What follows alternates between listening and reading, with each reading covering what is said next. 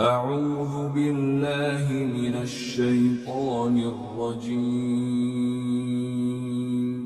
بسم الله الرحمن الرحيم سورة یونس آیت نمبر 6۔ إن في اختلاف الليل والنهار وما خلق الله في السماوات والأرض لآيات لقوم يتقون۔ ترجمہ: حقیقت یہ ہے کہ دن رات کے آگے پیچھے آنے میں اور اللہ نے آسمانوں اور زمین میں جو کچھ پیدا کیا ہے اس میں ان لوگوں کے لیے بڑی نشانیاں ہیں جن کے دل میں اللہ کا خوف ہے۔ تفسیر: یہ عقیدہ آخرت کی تیسری دلیل ہے۔ کائنات میں اللہ تعالیٰ کے جو کام ہر طرف نظر آ رہے ہیں، جن کے بڑے بڑے نشانات سورج اور چاند اور لیل و نہار کی گردش کی صورت میں ہر شخص کے سامنے موجود ہیں، ان سے اس بات کا نہایت واضح ثبوت ملتا ہے کہ اس عظیم الشان کارگاہ ہستی کا خالق کوئی بچہ نہیں جس نے محض کھیلنے کے لیے سب کچھ بنایا ہو اور پھر دل بھر لینے کے بعد یوں ہی اس گھروندے کو توڑ پھوڑ ڈالے۔ صریح طور پر نظر آ رہا ہے کہ اس کے ہر کام میں نظم ہے، حکمت ہے، مصلحتیں ہیں، اور ذرے ذرے کی پیدائش میں گہری مقصدیت پائی جاتی ہے۔ پس جب وہ حکیم ہے اور اس کی حکمت کے آثار و علائم تمہارے سامنے علانیہ موجود ہیں، تو اس سے تم کیسے یہ توقع رکھتے ہو کہ وہ انسان کو عقل اور اخلاق حس اور آزادانہ ذمہ داری اور تصرف کے اختیارات بخشنے کے بعد اس کے کارنامہ زندگی کا حساب کبھی نہ لے گا، اور عقلی و اخلاقی ذمہ داری کی بنا پر جزا و سزا کا جو استحقاق لازماً پیدا ہوتا ہے اسے یوں ہی مہمل چھوڑ دے گا۔ اس طرح ان آیات میں عقیدہ آخرت پیش کرنے کے ساتھ ساتھ اس کی 3 دلیلیں ٹھیک ٹھیک منطقی ترتیب کے ساتھ دی گئیں۔ اول یہ کہ دوسری زندگی ممکن ہے کیونکہ پہلی زندگی کا امکان واقع کی صورت میں موجود ہے۔ دوم یہ کہ دوسری زندگی کی ضرورت ہے کیونکہ موجودہ زندگی میں انسان اپنی اخلاقی ذمہ داری کو صحیح یا غلط طور پر جس طرح ادا کرتا ہے اور اس سے سزا اور جزا کا جو استحقاق پیدا ہوتا ہے، اس کی بنا پر عقل اور انصاف کا تقاضا یہی ہے کہ ایک اور زندگی ہو جس میں ہر شخص اپنے اخلاقی رویے کا وہ نتیجہ دیکھے جس کا وہ مستحق ہے۔ سوم یہ کہ جب عقل و انصاف کی روح سے دوسری زندگی کی ضرورت ہے تو یہ ضرورت یقیناً پوری کی جائے گی، کیونکہ انسان اور کائنات کا خالق حکیم ہے، اور حکیم سے یہ توقع نہیں کی جا سکتی کہ حکمت و انصاف جس چیز کے متقاضی ہوں اسے وہ وجود میں لانے سے باز رہ جائے۔ غور سے دیکھا جائے تو معلوم ہوگا کہ زندگی بعد موت کو استدلال سے ثابت کرنے کے لیے یہی 3 دلیلیں ممکن ہیں اور یہی کافی بھی ہیں۔ اس سلسلے میں ایک اور اہم مضمون بھی بیان فرما دیا گیا ہے جو گہری توجہ کا مستحق ہے۔ فرمایا کہ اللہ اپنی نشانیوں کو کھول کھول کر پیش کر رہا ہے ان لوگوں کے لیے جو علم رکھتے ہیں، اور اللہ کی پیدا کی ہوئی ہر چیز میں نشانیاں ہیں ان لوگوں کے لیے جو غلط بینی و غلط روی سے بچنا چاہتے ہیں۔ اس کا مطلب یہ ہے کہ اللہ تعالیٰ نے نہایت حکیمانہ طریقے سے زندگی کے مظاہر میں ہر طرف وہ آثار پھیلا رکھے ہیں جو ان مظاہر کے پیچھے چھپی ہوئی حقیقتوں کی صاف صاف نشاندہی کر رہے ہیں، لیکن ان نشانات سے حقیقت تک صرف وہ لوگ رسائی حاصل کر سکتے ہیں جن کے اندر یہ 2 صفات موجود ہوں۔ ایک یہ کہ وہ جاہلانہ تعصبات سے پاک ہو کر علم حاصل کرنے کے ان ذرائع سے کام لیں جو اللہ نے انسان کو دیے۔ دوسرے یہ کہ ان کے اندر خود یہ خواہش موجود ہو کہ غلطی سے بچیں اور صحیح راستہ اختیار کریں۔ آیت نمبر 7۔ ان الذين لا يرجون لقاءنا ورضوا بالحياة الدنيا واطمأنوا بها والذين هم عن آياتنا غافلون۔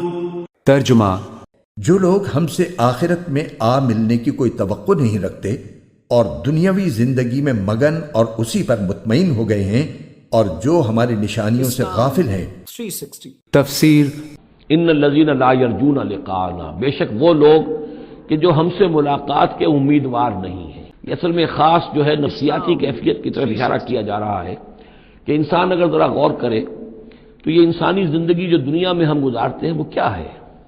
یہ عمر جتنی بھی ہوتی ہے کچھ حصہ جو ہے وہ شروع کا وہ ناسمجھی میں گزر گیا، بچپن کا کھیل کود ہے وہ نکل گیا، ابھی شعور آیا ہی تھا، جوانی آئی، طاقت آئی کہ کچھ ہی عرصے کے بعد بڑھاپا طاری ہو گیا۔ تو کیا بس زندگی یہی زندگی ہے؟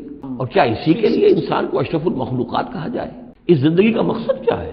انسان جو بھی غور کرے گا، سوچے گا، اصل زندگی جو ہے وہ تو بڑی طویل ہے. اصل زندگی وہ ہے ان دار الآخرۃ لہی الحیوان لو کانوا یعلمون. اصل میں تو آخرت کا گھر جو ہے وہ ہے اصل زندگی. کاش کہ انہیں معلوم ہوتا. لیکن کچھ لوگ ہوتے ہیں جن کے ذہن اتنے محدود ہیں، جن کی سوچ اتنی محدود ہے، جن کا افق ذہنی جو ہے اس قدر تنگ ہے کہ وہ اس پر بھی مطمئن ہے، ریجھے ہوئے اس زندگی کے اوپر مطمئن ہے، لگے ہوئے اسی میں، مگن ہے اسی میں، بلکہ کہنا چاہیے گم ہو گئے اسی میں. کافر کی یہ پہچان کے آفاق میں گم ہے، اور مومن کی یہ پہچان کے گم اس میں ہے آفاق. تو ان الذین لا یرجون لقاءنا، وہ لوگ جو ہم سے ملاقات کے امیدوار ہی نہیں. وَرَضُوا بِالْحَيَاةِ الدُّنْيَا، اور وہ دنیا کی زندگی پر راضی ہو گئے. وَاطْمَأَنُّوا بِهَا، اس پر مطمئن ہو گئے. وَالَّذِينَ هُمْ عَنْ آيَاتِنَا غَافِلُونَ، اور جو ہماری آیات سے غافل ہیں، دیکھتے ہی نہیں. آیت نمبر 8. أولئك مأواهم النار بما كانوا يكسبون. ترجمہ. ان کا ٹھکانہ اپنے کرتوت کی وجہ سے دوزخ ہے. تفسیر. یہاں پھر دعوے کے ساتھ ساتھ اس کی دلیل بھی اشارتاً بیان کر دی گئی ہے.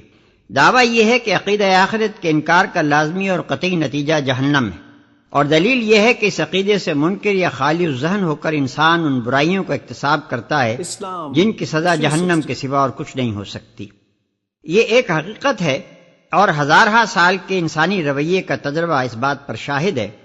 جو لوگ خدا کے سامنے اپنے آپ کو ذمہ دار اور جواب دہ نہیں سمجھتے، جو اس بات کا کوئی اندیشہ نہیں رکھتے کہ انہیں آخر کار خدا کو اپنے پورے کارنامہ حیات کا حساب دینا ہے، جو اس مفروضے پر کام کرتے ہیں کہ زندگی بس یہی دنیا کی زندگی ہے، جن کے نزدیک کامیابی اور ناکامی کا معیار صرف یہ ہے کہ اس دنیا میں آدمی نے کس قدر خوشحالی، آسائش، شہرت اور طاقت حاصل کی، اور جو اپنے انہی مادہ پرستانہ تخیلات کی بنا پر آیات الہی کو ناقابل توجہ سمجھتے ہیں، ان کی پوری زندگی غلط ہو کر رہ جاتی ہے.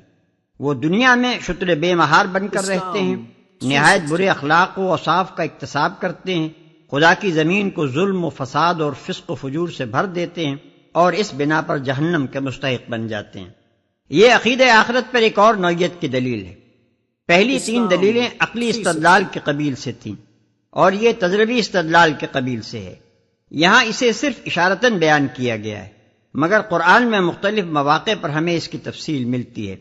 اس استدلال کا خلاصہ یہ ہے کہ انسان کا انفرادی رویہ اور انسانی گروہوں کا اجتماعی رویہ کبھی اس وقت تک درست نہیں ہوتا جب تک یہ شعور اور یہ یقین انسانی سیرت کی بنیاد میں پیوست نہ ہو کہ ہم کو خدا کے سامنے اپنے اعمال کا جواب دینا ہے. آیت نمبر 9. ان الذين آمنوا وعملوا الصالحات يهديهم ربهم بإيمانهم تجري من تحتهم الأنهار في جنات النعيم. ترجمہ. دوسری طرف جو لوگ ایمان لائے ہیں اور جنہوں نے نیک عمل کیے ہیں، ان کے ایمان کی وجہ سے ان کا پروردگار انہیں اس منزل تک پہنچائے گا کہ نعمتوں سے بھرے باغات میں ان کے نیچے سے نہریں بہتی ہوں گی. تفسیر. اس جملے پر سے سرسری طور پر نہ گزر جائیے. اس کے مضمون کی ترتیب گہری توجہ کے مستحق ہے. ان لوگوں کو آخرت کی زندگی میں جنت کیوں ملے گی؟ اس لیے کہ وہ دنیا کی زندگی میں سیدھی راہ چلے. ہر کام میں، ہر شعبہ زندگی میں، ہر انفرادی و اجتماعی معاملے میں انہوں نے برحق طریقہ اختیار کیا اور باطل طریقوں کو چھوڑ دیا. یہ ہر قدم پر زندگی کے ہر موڑ اور ہر دوراہے پر ان کو صحیح اور غلط، حق اور باطل، راست اور ناراست کی تمیز کیسے حاصل ہوئی، اور پھر اس تمیز کے مطابق راست روی پر ثبات اور کج روی سے پرہیز کی طاقت انہیں کہاں سے ملی؟ ان کے رب کی طرف سے، کیونکہ وہی علمی رہنمائی اور عملی توفیق کا منبع ہے. ان کا رب انہیں یہ ہدایت اور یہ توفیق کیوں دیتا رہا؟ ان کے ایمان کی وجہ سے.